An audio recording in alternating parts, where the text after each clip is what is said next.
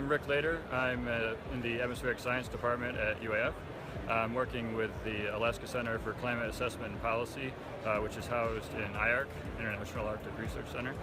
And here I am at my first AGU. Congratulations. Yes. It's very, very exciting. It's just only the second day. It's crazy. Anyway. Yeah, it's overwhelming. Stay your only poster and then you can just go and... Yes, take it all in. Yes. Excellent. So your poster is about looking to the future in Alaska. Yes. And climate change is having strong impacts in Alaska, according to what I saw on the data on your poster. Right.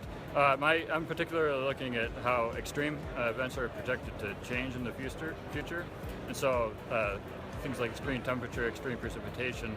And a couple things that I highlight are this notion that extreme cold temperatures are projected to really warm fastest compared to extreme hot temperatures. As a whole, temperatures are warming, but the coldest of the cold are really increasing the most. And so I've noticed that. I've lived in Fairbanks about 30 years, and I remember when it would be like 40 below for 5-7 days in a row. I haven't felt that in many years. Cold spell duration is very much decreased, and it's projected to further diminish as time goes on. And you're right, the largest warming is seen in the winter season and not so much in the summer. And the other thing on your poster, it's not going to get like 100, 150, or that's extreme. I mean, we pretty much melt, but it's not that summer temperatures aren't going to get super, super hot. Right. Again, the projections do show a little bit of warming in general, but during the summer, the feedbacks aren't quite as straightforward as they might be in the winter, where in the winter, if you have less sea ice, you're going to have more evaporation from the oceans, and you're going to have more cloud cover and more warming and that type of thing. In the summer, cloud cover actually can inhibit sun radiation, make it to the surface, and so it's less clear whether it has a warming effect that way.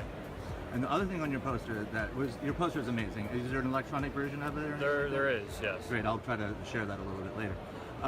Is the rainfall and the precipitation in Fairbanks is expected to increase more and more rain? Yes. And stronger rain. Intense precipitation is projected to increase by over 50%, and the largest increases are actually seen north of the Brooks Range, but even statewide there's an increase, and of course this is important for flash flooding considerations. And so, yes. So for policymakers and engineers, they should plan on more flooding events and things like that in the future. Does your research keep you up at night?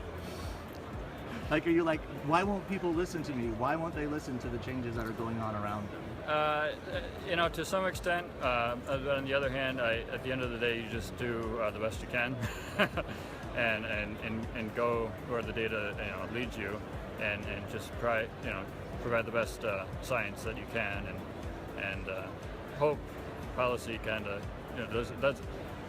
We can use good science to inform policy, but no, I mean, it's not really my realm. So no, I'll leave it at that. You collect the data, you present the truth as you find it scientifically, and then it's up to people to use it. Yes, warming climate is good and bad depending on what you might want out of it. And so we always want to know what the future is going to look like, regardless of whether it's warming, cooling, staying the same, whatever. So it's our job as scientists just to present it as we see it.